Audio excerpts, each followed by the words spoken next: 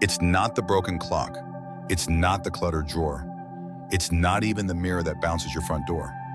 Sometimes the most powerful shift in your home, financially, emotionally, energetically, starts with something that looks quiet, familiar, beautiful even, a painting.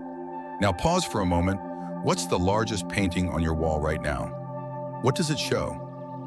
And more importantly, what does it say? Because in Feng Shui, art is not just a visual choice, it's an energetic statement, one that your home listens to every day, even when you don't. And what I've learned after guiding thousands of people through their spaces, from tiny urban studios to sprawling countryside homes, is that the art we choose is never neutral. It either pulls energy in or it lets it bleed out. It either helps us move forward or quietly holds us back.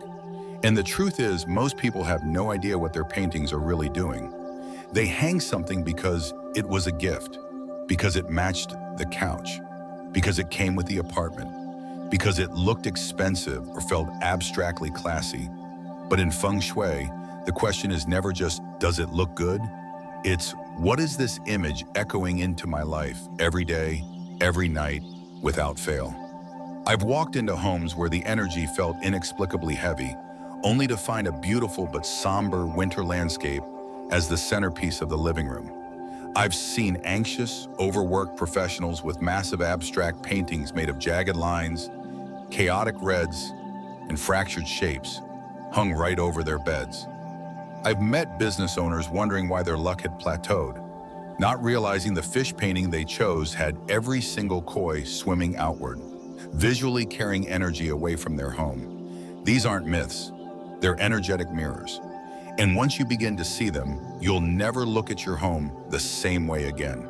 That's what this video is about. Today we're going to explore how paintings, those seemingly passive, silent images, carry the power to attract, nourish, or disrupt the very chi that flows through your space. You'll learn what kinds of artwork subtly erode good fortune, what visuals amplify clarity and momentum, and how to select pieces that don't just decorate, but direct the flow of energy in your favor. Whether you're seeking better financial outcomes, smoother relationships, more emotional ease, or simply a space that feels aligned with the life you're trying to build, this reflection is for you. We won't be talking about superstition. This isn't about hanging a picture and waiting for miracles. This is about understanding the energetic conversation happening in your home right now and choosing to participate in it more consciously. Because here's the truth, you already live inside an altar. Every object is a symbol.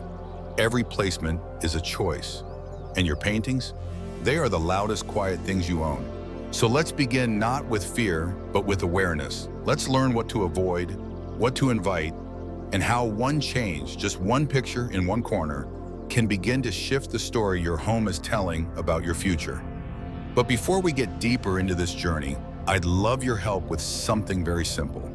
If this kind of calm, grounded Feng Shui insight resonates with you, if you're someone who finds meaning in how space influences the soul, if you're curious about how your home can become your ally, not your obstacle, please give this video a like, share it with someone adjusting their space, and subscribe to our channel, New Day Mindfulness.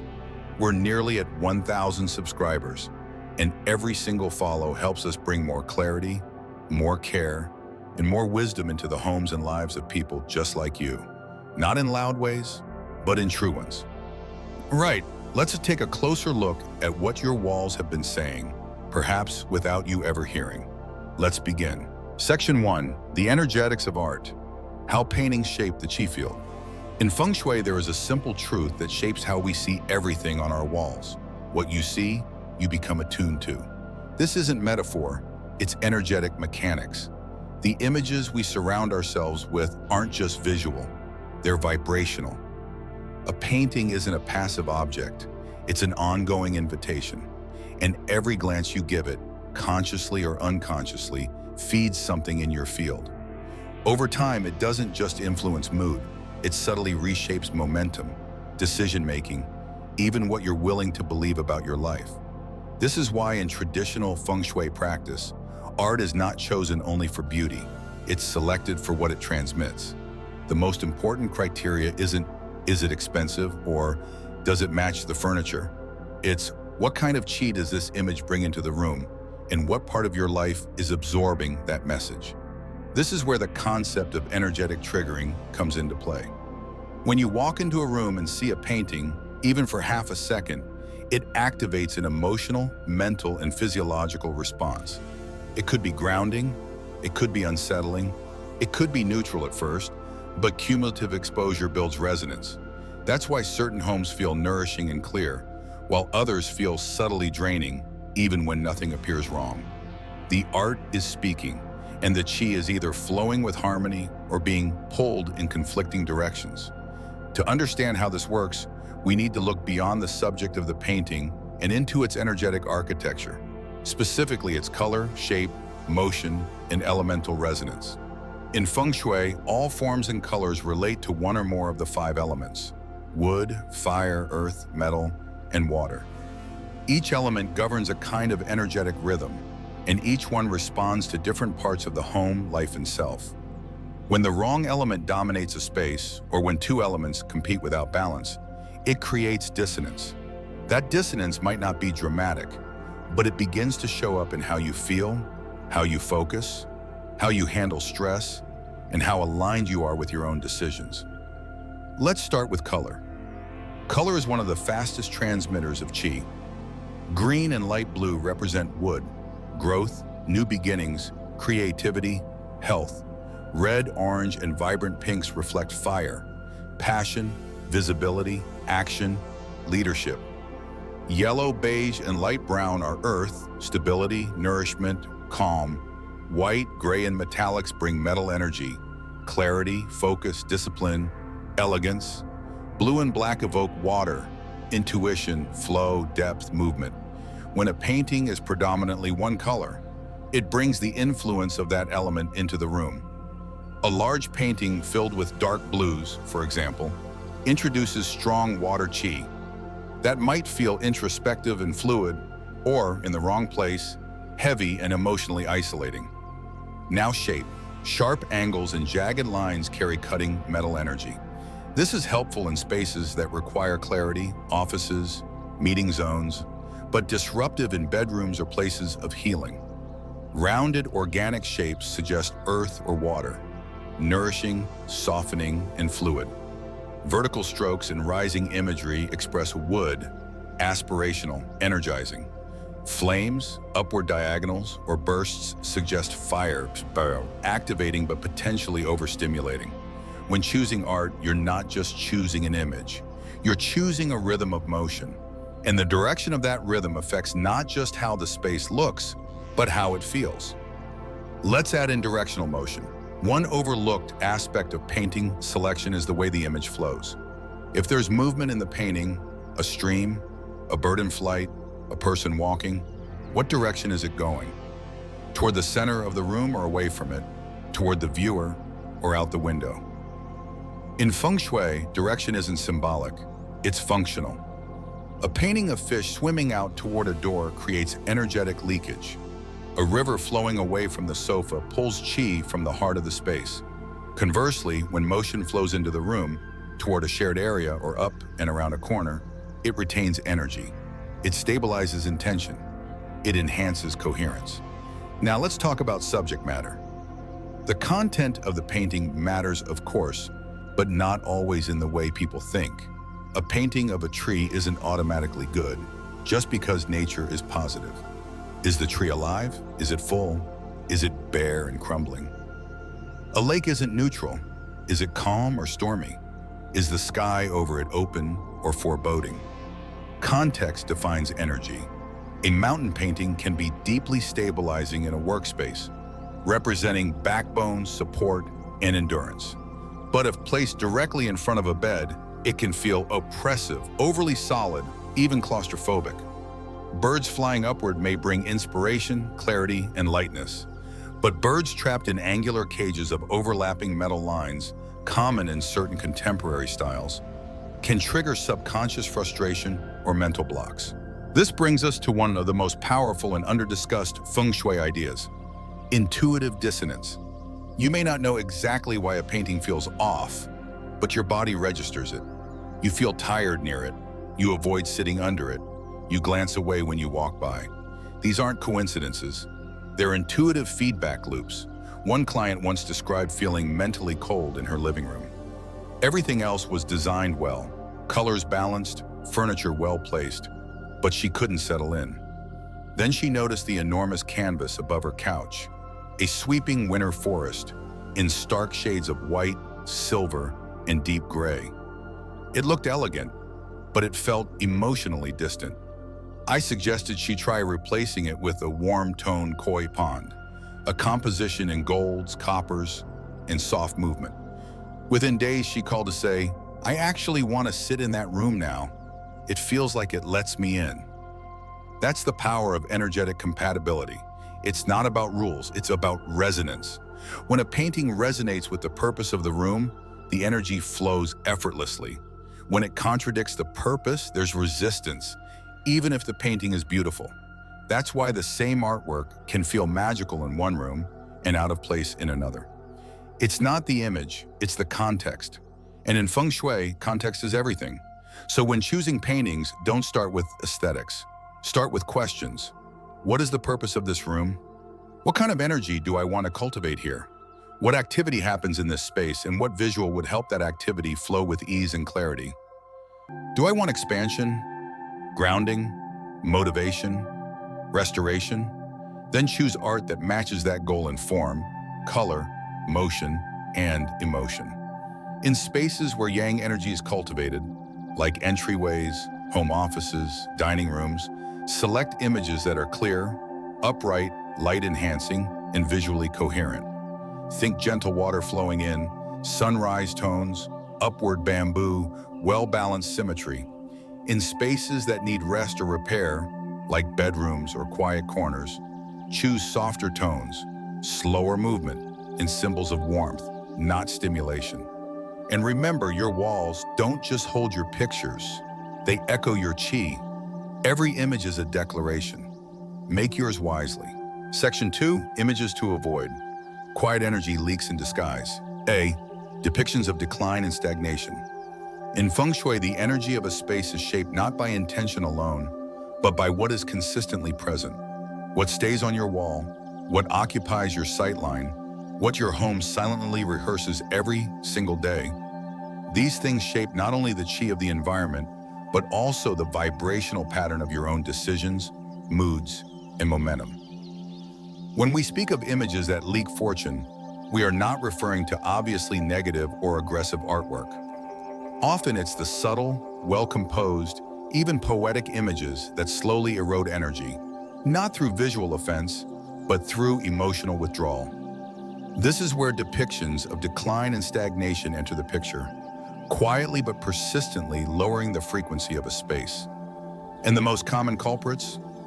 Withered plants, autumn forests, barren trees, bleached winter fields, dried leaves tumbling in the wind.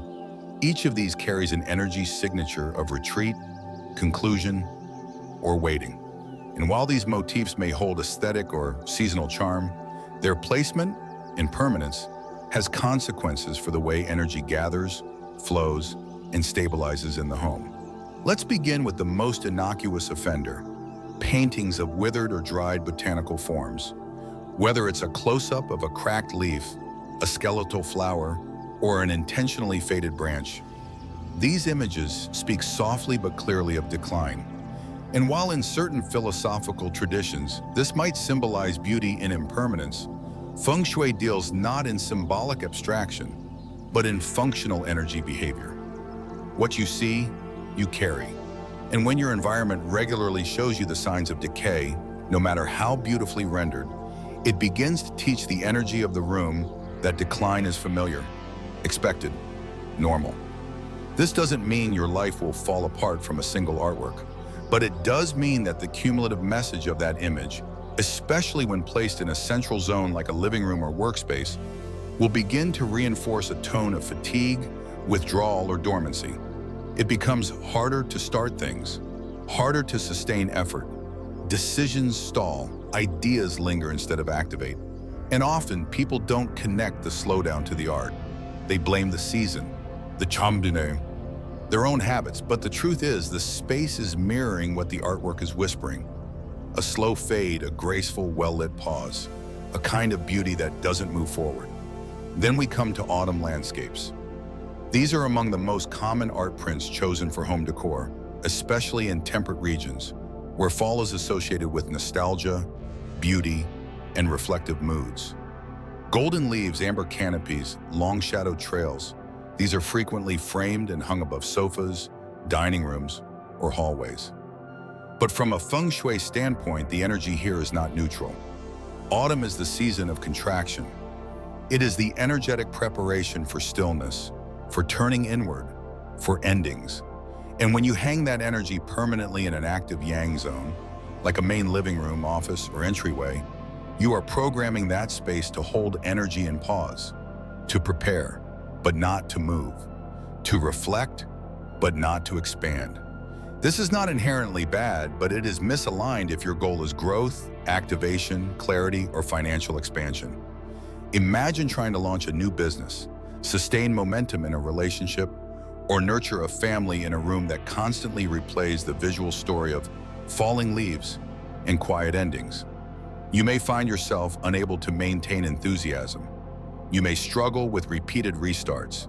Again, the image is not offensive, but its tone is not forward-moving. And the chi follows that.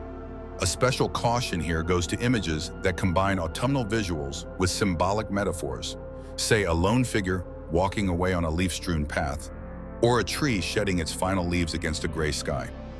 These artworks, while emotionally evocative, tend to generate isolation chi. The energy is not just declining, it is withdrawing, disconnecting. And while this may suit a writing nook or private journal corner, when placed in shared family zones, it contributes to emotional distance. Communication breaks down. Togetherness softens into cohabitation, not connection. The image reinforces the frequency of being alone with your thoughts, which can be healing in the right moment, but hollowing when repeated unconsciously. From a spatial strategy standpoint, the solution isn't to ban these images completely.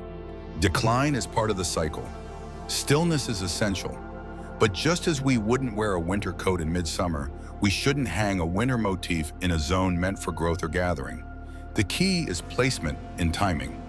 Autumn or winter art can live beautifully in transitional areas, hallways, stair landings, guest bathrooms, places where energy passes through but doesn't settle. They may also serve a purpose during their respective seasons. Imagine rotating art the way you rotate wardrobe. Let your walls reflect the rhythm of the year rather than hold one season forever. When winter ends, store that painting. When spring arrives, let the room remember how to breathe again. And if you already have such images hanging and feel emotionally tied to them, ask a deeper question. What part of me is that picture honoring? Is it reminding me of a loss? A stillness I once needed? A time I haven't fully left behind? Sometimes we don't hang pictures because they're beautiful. We hang them because they speak for us. But once that message is no longer true, the image must evolve. Otherwise, the space continues telling an old story you have outgrown. In the end, depictions of decline and stagnation aren't bad, but they must be conscious. They must be placed with purpose, not nostalgia. Feng Shui is not about aesthetics. It's about alignment. Your art should match your now, not your once upon a time. B. Aggression and chaos in visual form. Not all paintings that drain a space's energy do so through themes of decay or decline. Some carry too much of something. Not the absence of life, but the excess of force. In Feng Shui, balance is everything. When yin and yang are in conversation, when the 5 elements harmonize with the purpose of a room, the space breathes. But when an image injects overactive yang into a zone not built to hold it, the space begins to feel loud, even if no sound is made. That loudness may be visual, emotional, or kinetic. It might show up in your body as tension, in your relationships as conflict, or in your finances as instability. The culprits here are images with aggressive chi, abstract paintings with jagged fragmentation, war or battle depictions, sharp-edged metal sculptures, predator animals captured mid-strike, or color palettes so saturated in red, black, and chaos that they seem to shout from the wall. These images may be critically acclaimed. They may be statement pieces. They may even feel empowering in the moment of selection. But when placed carelessly, especially in workspaces, home offices, family entryways, or near sleep zones, they can activate energies that overwhelm clarity, corrode stability, and invite resistance where flow is most needed. Begin with the most common and least understood. Abstract art made of fragmented geometry. While abstraction in itself is not problematic, the structure, movement, and texture of the piece determine how it interacts with qi. Paintings with sharp angularity, triangles intersecting bars, harsh lines slashing diagonally or slicing horizontally, create energetic cutting. These forms mimic the metal element in its most piercing state. When used consciously, this can heighten focus, sharpen analysis, or energize a slow room. But in spaces already carrying functional or emotional charge, like a front door, desk area, or kitchen, these shapes can overactivate the nervous system. People often report headaches, difficulty concentrating, a sense of edge that doesn't resolve. The painting may be modern, expensive, and technically brilliant, but its qi is too jagged to allow rest, or too fractured to hold intention. This becomes even more intense when these fragmented forms are paired with aggressive color palettes. Bright reds mixed with stark black or unmodulated silver often create an aesthetic of tension. These combinations heighten yang, spike emotional arousal, and reduce tolerance for slowness. While that might suit an avant-garde gallery, it rarely supports the functions of a home, especially in rooms tied to emotional connection, financial planning, or creative development. One common placement error is putting such art in the entryway. In Feng Shui, the entry sets the tone for all incoming qi. It is the mouth of the home. When the first image you or a guest sees is combative, incoherent, or chaotic, the energy entering the home becomes disoriented. Imagine welcoming someone through your front door and into a storm. No matter how calm the rest of your space is, that storm leaves a trace. Consider the case of a professional consultant who had decorated her small apartment with a large, dynamic, abstract canvas above her entry table. It was a gift, bold reds, slashed with black angles and metallic thread, encased in glossy glass. She thought it looked powerful, energizing. Her style was minimal, her space orderly. But within a few weeks of moving in, she noticed something strange. Clients kept canceling their in-person appointments. Conversations felt tense. Even neighbors commented that her place felt a little intense. I asked her how she felt standing at the entrance. She paused. "It kind of makes me brace myself," she said. We replaced the painting with a watercolor of a coastal tide pool. Soft blues, rounded stones, faint golden light filtering in. The change was immediate. Her body softened. The room exhaled. Appointments resumed. No advertising, no outreach, just different energy entering the room and different outcomes flowing in behind it. This is not magic, it's frequency. Art with aggressive or chaotic form may not register immediately in your logical mind, but your somatic intelligence picks it up. You shift your breath, you speed up your steps, you get irritable for reasons you can't explain. When these paintings are placed near the bed, insomnia increases, arguments become more frequent. In financial areas, money arrives in bursts, but often leaves just as fast.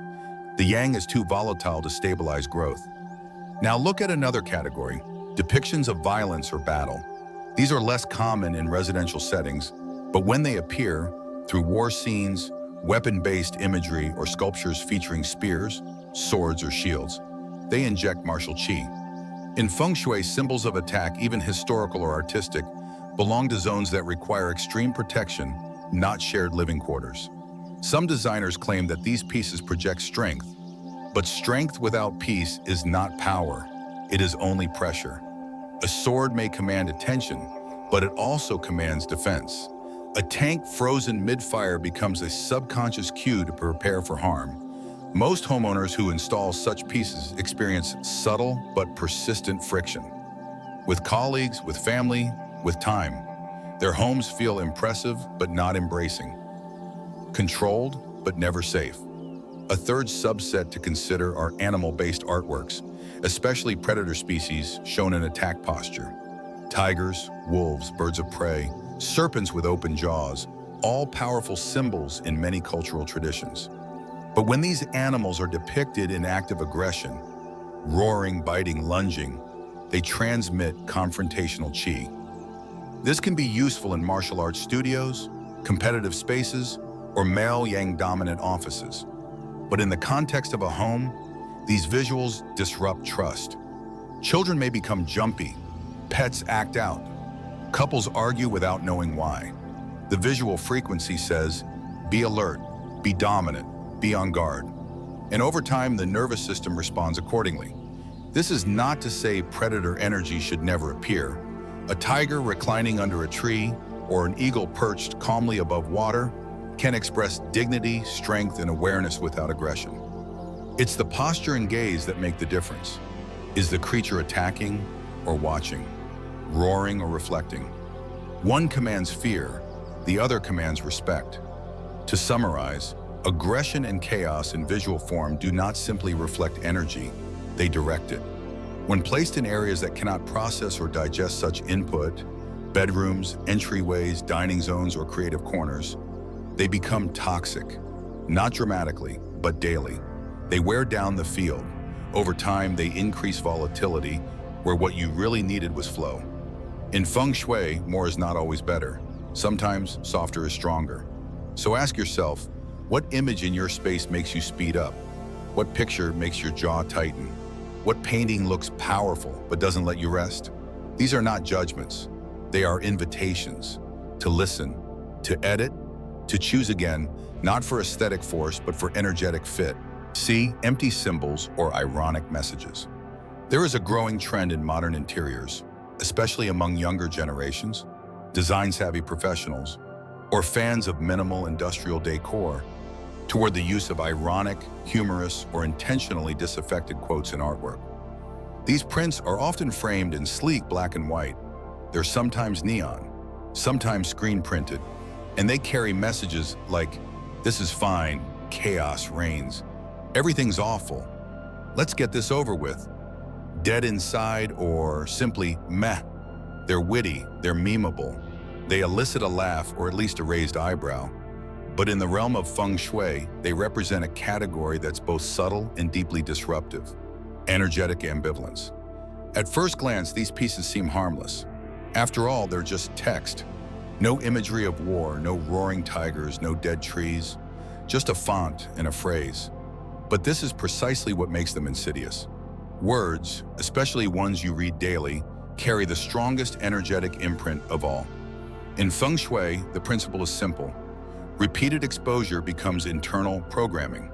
When you read a word or phrase over and over again, whether you're aware of it or not, that language embeds itself in your energetic field. It becomes part of your subconscious script. And when that script is rooted in sarcasm, cynicism, or emotional avoidance, it begins to create a quiet contradiction inside the home, one that splits the energy of a space into two incompatible streams: what you want and what you claim to tolerate. Let's break this down.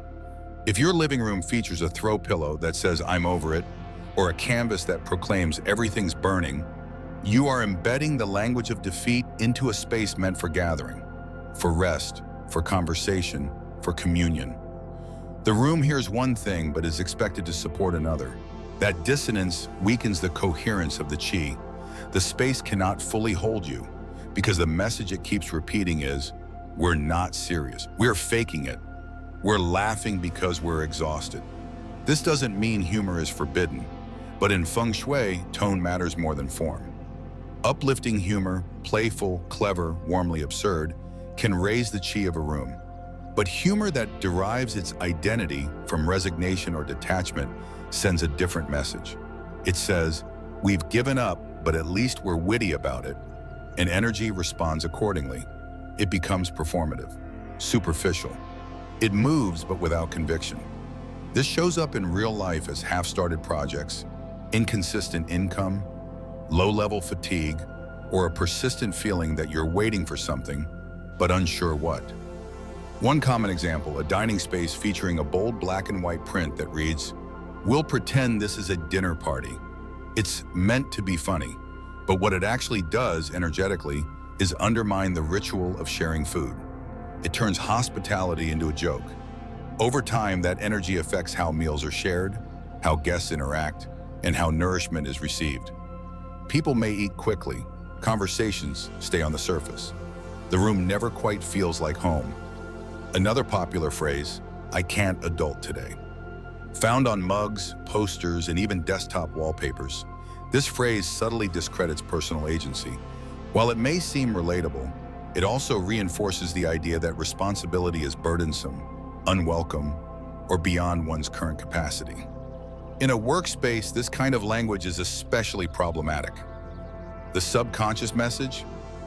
Effort is a drag. Achievement is overwhelming. Let's just get by. When these words exist in the field, especially when placed on a wall or near the desk, they act as blockers to focused intention. You start the day foggy, you avoid key decisions, emails pile up, and the phrase you once found funny becomes the very pattern you live inside. Even the simple, "This is fine," usually accompanied by cartoonish imagery of fire or chaos, carries a complex, energetic tone. It pretends that things are okay while showing clearly that they're not.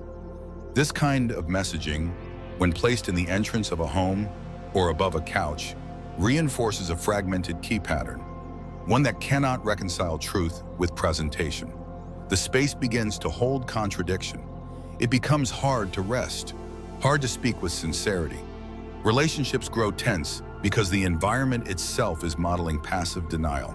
In Feng Shui, intentional language is everything.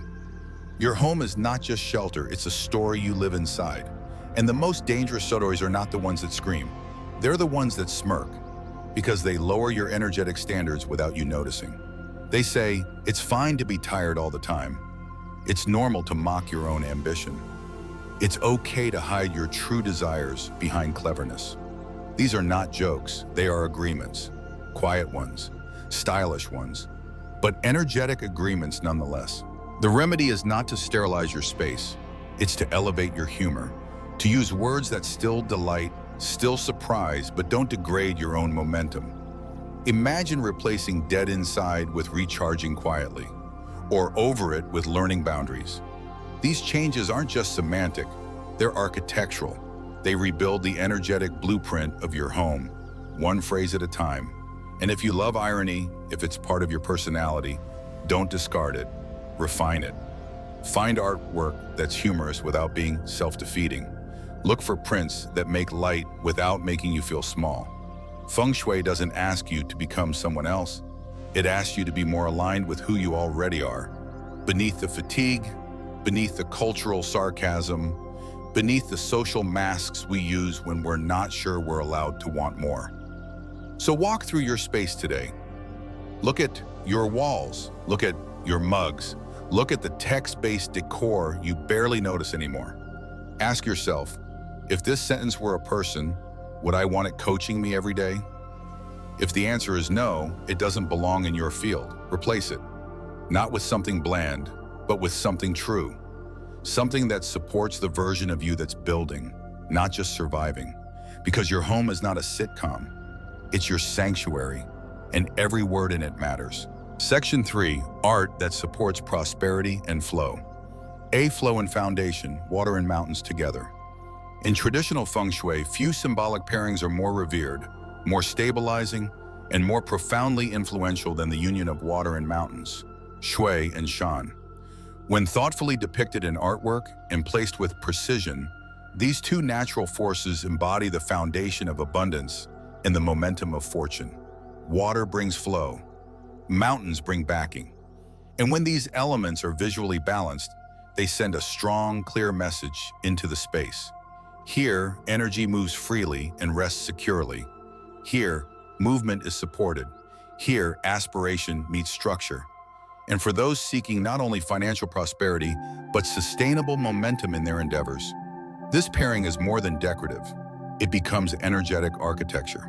Let's first understand why these two elements work so powerfully in tandem.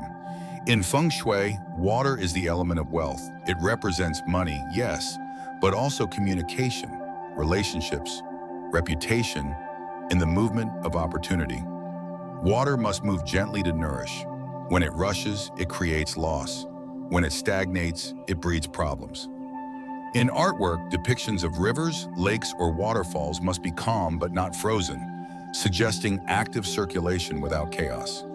The energy of water in visual form must feel like it's arriving, softly, steadily, like a tide returning home. Mountains, on the other hand, are the energetic anchors of a space. They represent support, legacy, wisdom, and quiet power.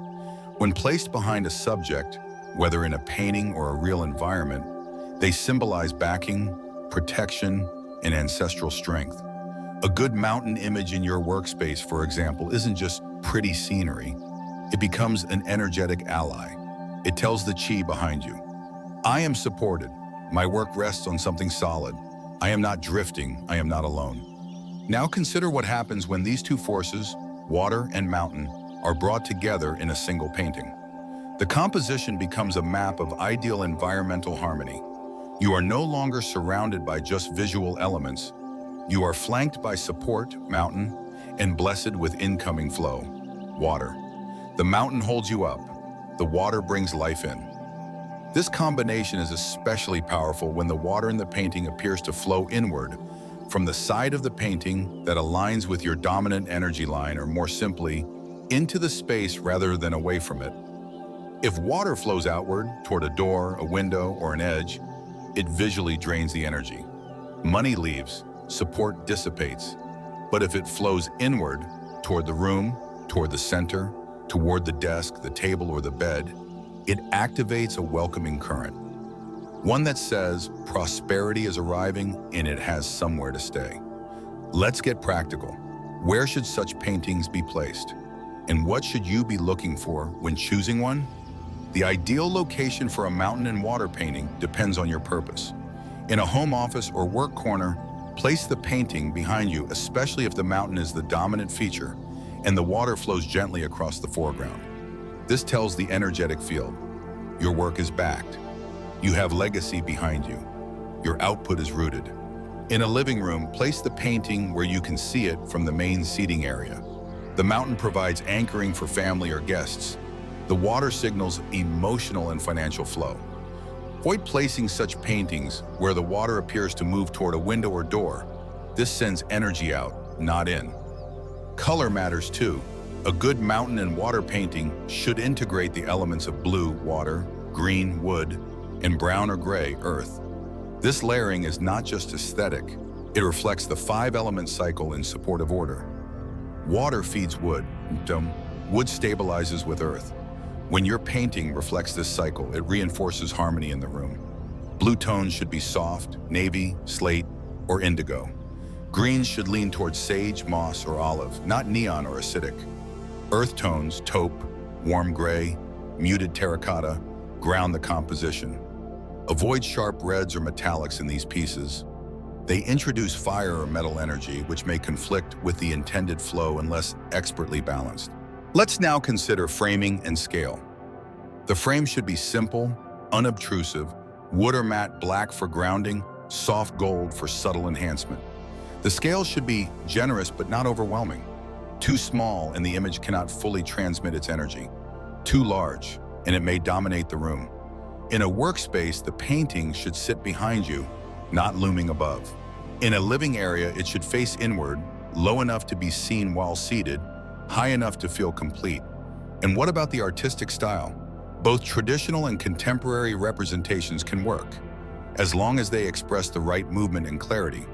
Traditional Chinese brush paintings often depict flowing rivers, misty valleys, pine-covered cliffs. These are ideal for their layered depth and implied movement. But modern pieces, minimalist, abstract, or impressionistic, can also serve beautifully, provided they honor the rhythm of inward water and the presence of a stabilizing background.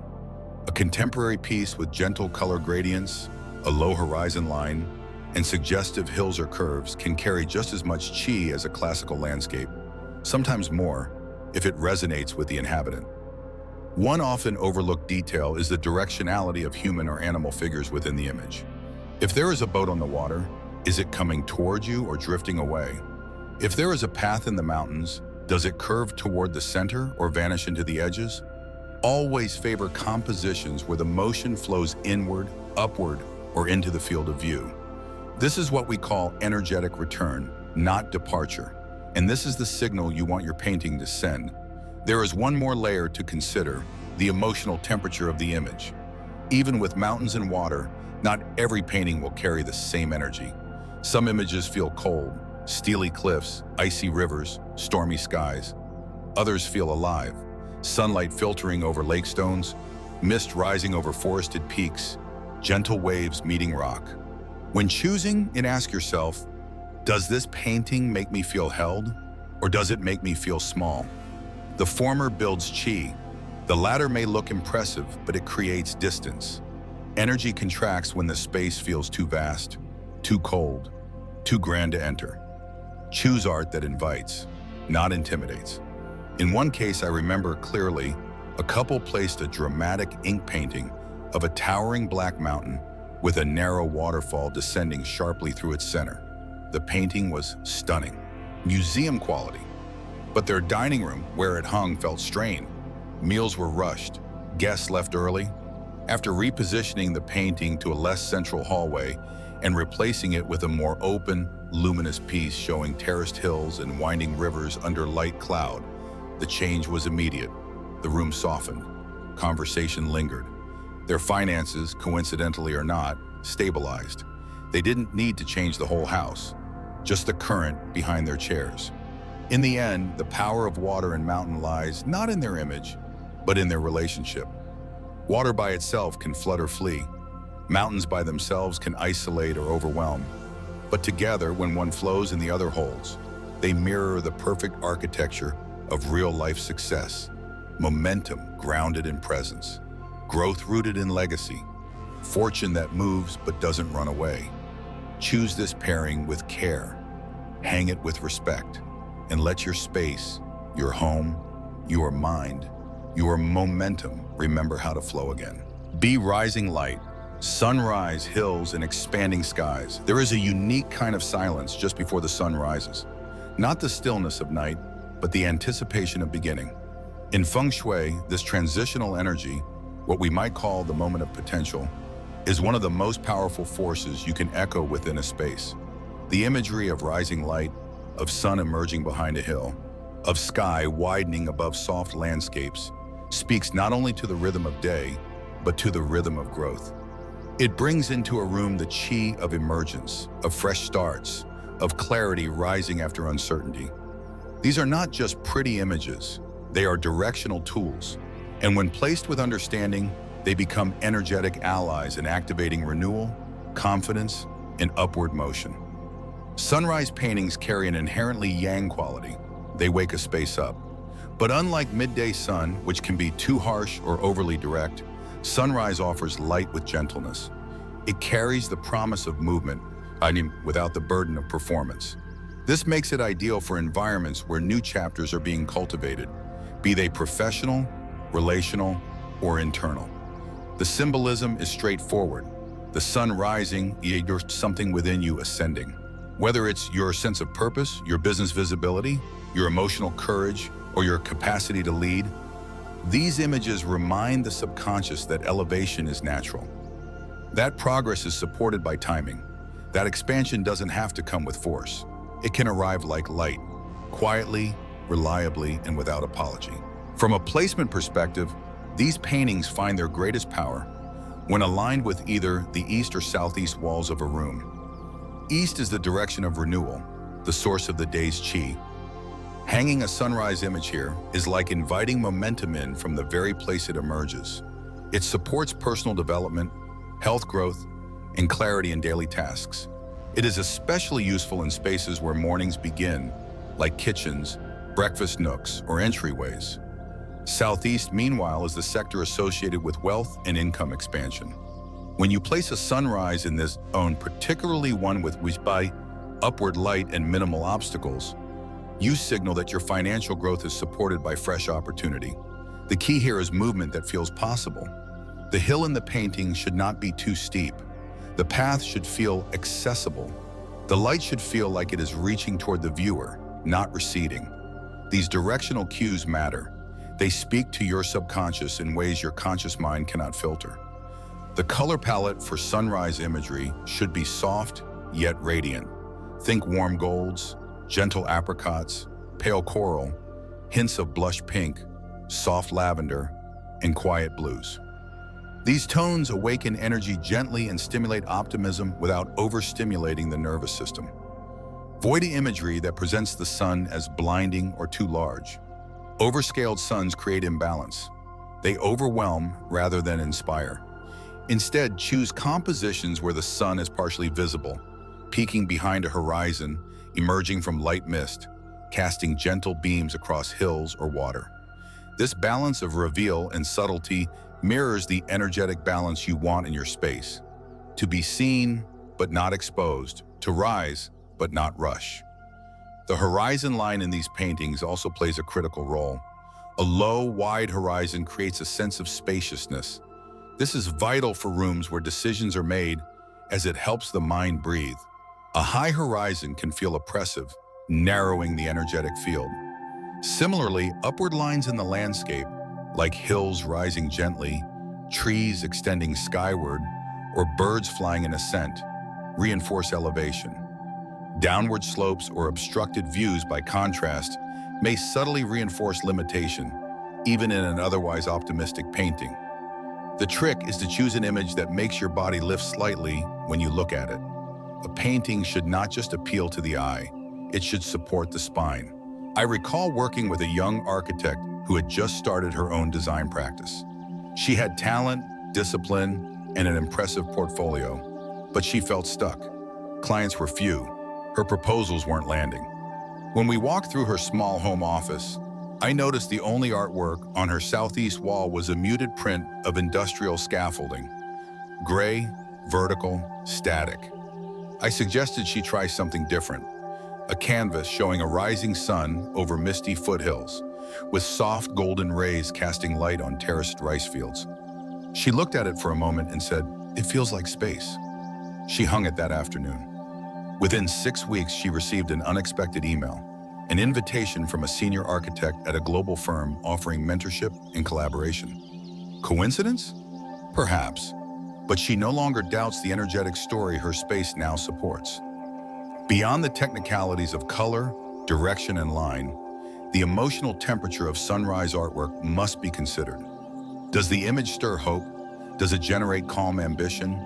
Or does it feel cliché, overly stylized, or disconnected from your personal rhythm? The sunrise must feel believable, not just as a scene, but as a metaphor for what's rising in you. Choose paintings that you feel yourself walk into, that you want to sit beneath, that whisper rather than shout. Over time, that whisper becomes the tone of your space. There is one additional nuance that many overlook: the balance between light and shadow in these compositions. A good sunrise painting doesn't eliminate shadow, it integrates it. The light emerges precisely because the shadow existed. This subtle equilibrium matters. Too much shadow and the painting becomes heavy. Too little and it feels unreal. The perfect balance invites grounding with possibility, a quality especially important in workspaces or bedrooms, where you want to activate but also restore. As with all Feng Shui recommendations, the goal is not to turn your space into a gallery of symbolic references. It's to let the space echo what you are currently cultivating. If you are stepping into leadership, entrepreneurship, or simply a new chapter of your own self-direction, a sunrise painting placed with intention can become more than a decorative gesture. It becomes a visual ally, a silent nudge, a daily reminder that even when it feels slow or cloudy, light is already arriving.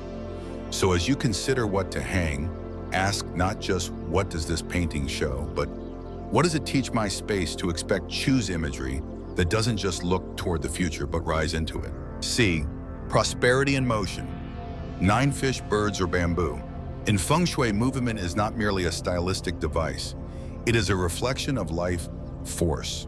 Where there is motion, there is vitality. Where there is vitality, there is prosperity.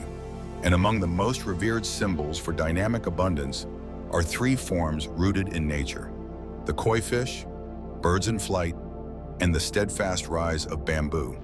These motifs do more than decorate a wall or fill a scroll. They bring chi to life. They remind your space how to move, not in chaos, not in haste, but in rhythm, with grace, with direction, and with purpose. When chosen with intention and placed with precision, these images become powerful activators of sustained fortune, creativity, and steady advancement. Let's begin with koi fish. In classical Feng Shui, the koi, especially 9 of them swimming together, is a supreme symbol of wealth, perseverance, and uninterrupted abundance. 9 is the highest single-digit number in Chinese metaphysics, associated with lasting completion and heaven's favor. When 9 koi are depicted swimming in a unified, harmonious flow, it sends a signal to your environment that prosperity is not only welcome, but expected to endure. These paintings are often placed in dining areas or hallways because these zones in energetic architecture represent intake and circulation. The dining room feeds the family. It is the symbolic center of nourishment, not just physically, but financially. When koi paintings are hung here, they tell the chi that what enters this space, food, money, gratitude, should circulate and return.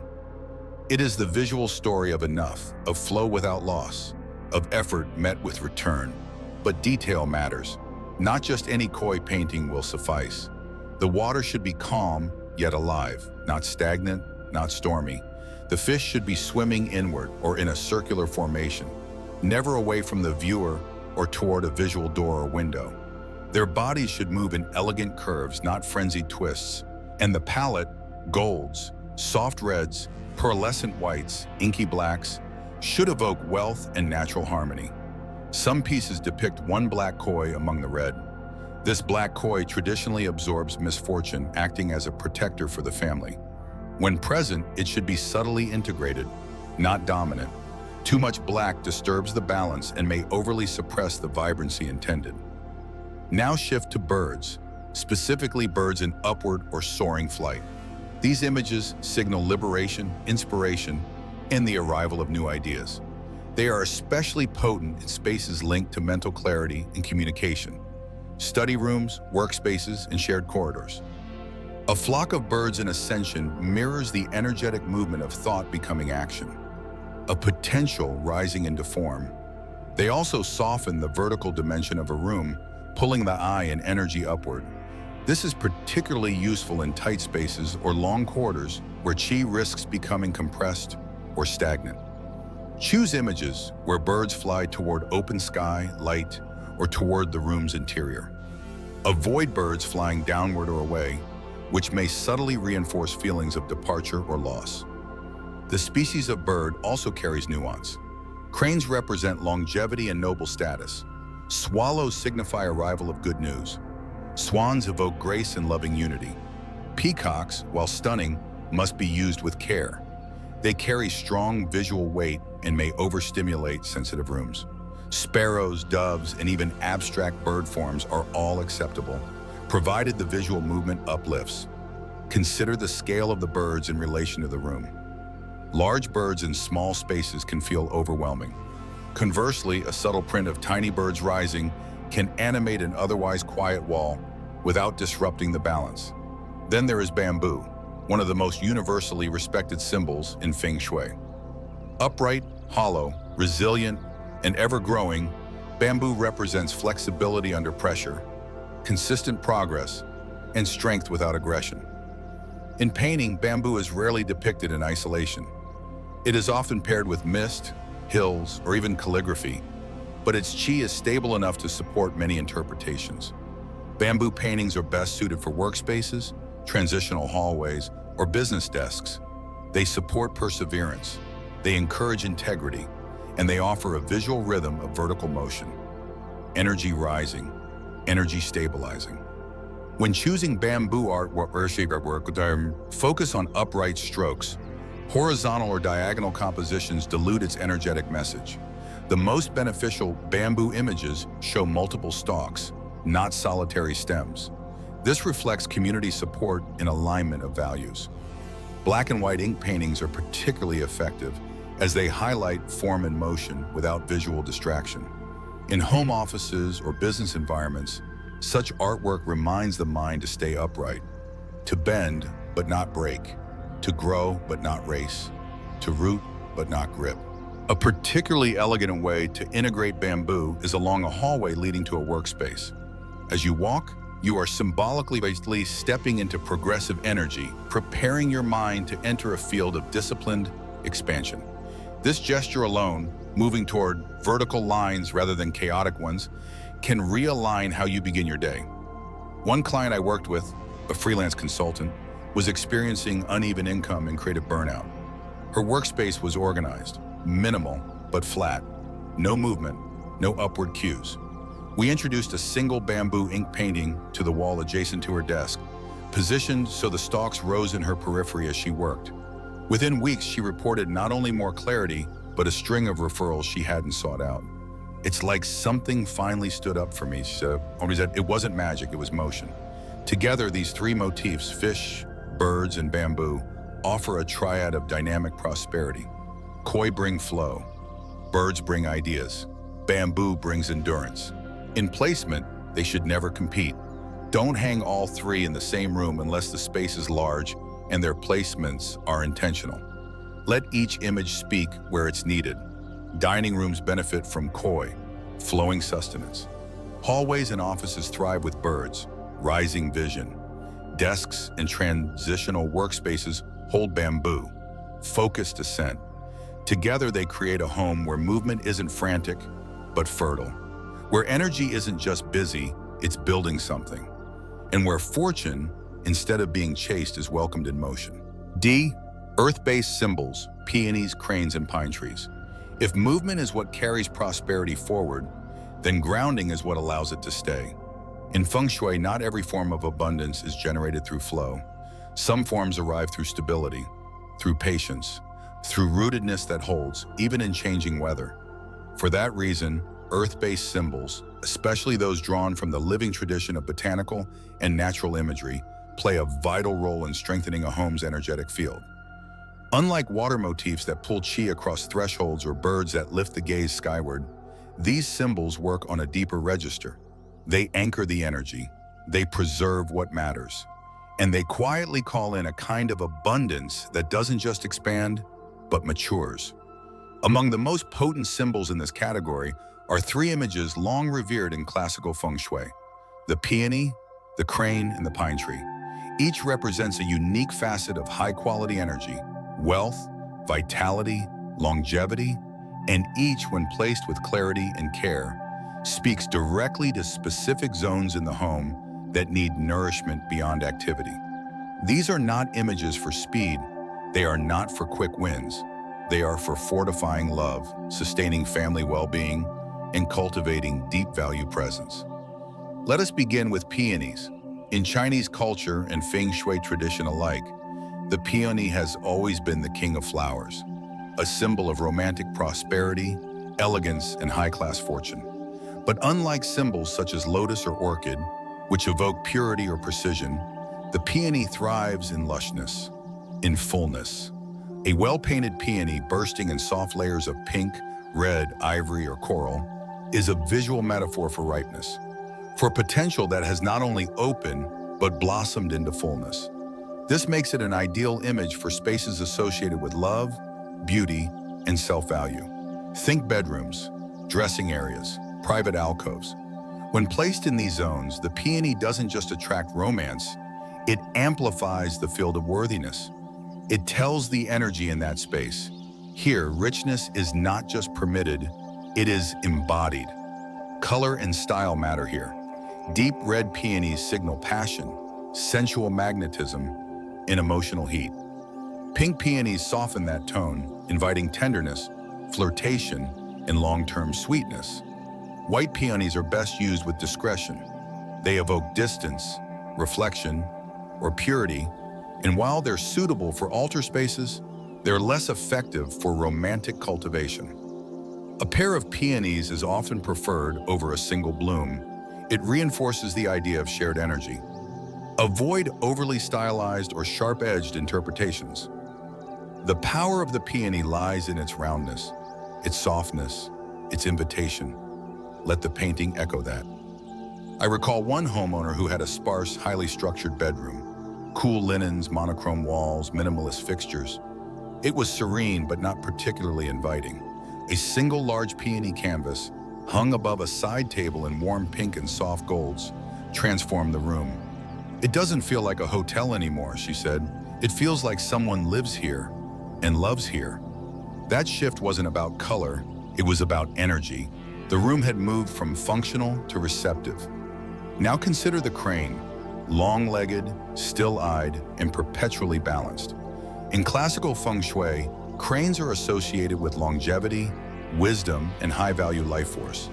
They are often depicted standing among pine trees, in pairs, or in open landscapes near water. Unlike the soaring birds we discussed earlier, cranes rarely fly in art. Their power lies in stillness, in quiet confidence, in the slow, deliberate presence of those who know how to stay. For this reason, crane imagery is particularly powerful in family zones, especially those intended to support elder care, intergenerational bonding, or emotional continuity. These are not images of excitement, they are images of dignity, and that's what they transmit into the home. Cranes should be placed in shared living areas, meditation rooms, or anywhere longevity and stability are desired. Avoid placing them near doors or transitional zones. They are not for passing through, but for settling into. Their gaze matters. Ideally, the crane looks inward or toward a shared space. Images where the crane appears isolated, caged, or strange should be avoided. They create loneliness rather than continuity. Likewise, avoid paintings where cranes are paired with chaotic skies or jagged backgrounds. Their energy is best expressed against soft earth, smooth water, or open air. One elderly couple I worked with had a family room where conflict often arose. It was bright, well-lit, well-furnished, but felt restless. Upon inspection, the only artwork in the space was a modern, abstract piece with jagged metal lines. We replaced it with a classical ink painting. Two cranes under pines still, gazing toward each other, light mist rolling behind them. The room didn't just look different, it sounded different. Silence became soft, not tense. And over time, family gatherings extended, not because the chairs changed, but because the energy did. This brings us to pine trees, the final of the three symbols in this earth-based triad. Pine trees are the botanical embodiment of endurance. They thrive through winter. They stay green when others fade. In Feng Shui, pine represents not only longevity, but resilience, fortitude, steady maturity. Unlike the blossom of peonies, which evoke fullness and peak, pine speaks to the slow, deep wealth of time. It is an ideal image for hallways, study rooms, or elder supportive spaces. Zones where you want to remind energy not to rush, but to remain. The visual rhythm of pine artwork is crucial. Branches should extend outward with clarity. The trunk should appear upright and strong, not bowed, not broken. Pines placed alongside other evergreens or depicted with cranes or rocks are even more effective. The energy becomes layered, reinforcing themes of strength across multiple forms. Avoid pines shown in storm or distress unless you are actively processing grief. And even then, place those images where energy can be witnessed, not absorbed. Pine trees are also a beautiful addition to spaces undergoing healing. A reading nook after illness, a back entry restored after neglect, a parent's bedroom after major transition. These are places where new chai is fragile and needs reminders of what endures. One client recovering from surgery placed a soft Japanese watercolor of a windswept pine just opposite her bed. "It felt like it was breathing when I couldn't," she told me. That's not metaphor, that's chi. Together, peonies, cranes, and pine trees form a trinity of earth-rooted fortune. Peonies for richness and love, cranes for longevity and grace, and pines for resilience and constancy. These symbols are not flashy, they are not aggressive, but their quiet strength builds over time, and the spaces that hold them become more than beautiful. They become strong, Section 4, Feng Shui isn't about superstition, it's about intention. There's a common misunderstanding about Feng Shui that it is rigid, mystical, or overly reliant on traditional symbolism. Some reduce it to a checklist of do's and don'ts. Don't hang mirrors here, don't put plants there, avoid this color, use that compass. But this misunderstanding obscures the real depth of the practice, because Feng Shui, at its heart, is not superstition. It is intention made visible. It is the art of aligning what surrounds you with what you are becoming. It does not ask you to believe in magic. It asks you to pay attention. And when practiced this way, Feng Shui becomes not a set of rules, but a conversation, a dialogue between your internal energy and your external environment. A mirror not just for your habits, but for your hopes. The truth is, you don't need perfect training or $1,000 artwork to shape your home's energy. You need only to ask, what is this space rehearsing? What do these walls say out loud when no one's talking? Because every item, every image, every direction carries an energetic fingerprint. And over time, that fingerprint becomes a pattern. That pattern becomes a vibration. That vibration becomes the way your life begins to move or stays stuck. This is where intention becomes everything. When you select an artwork, you're not just choosing color or composition, you're choosing message. You're selecting what this space will say back to you over and over again until your nervous system forgets it was once optional. That's why a photograph of a mountain may bring calm to one home and claustrophobia to another. Why koi fish may feel rich in one hallway but chaotic in another. The difference isn't in the object, it's in the context and in the clarity behind the choice. Feng Shui that works doesn't just look good, it feels coherent. It feels like your home knows what you're asking it to hold. To begin practicing this at home, you don't need a compass or a floor plan. You need awareness.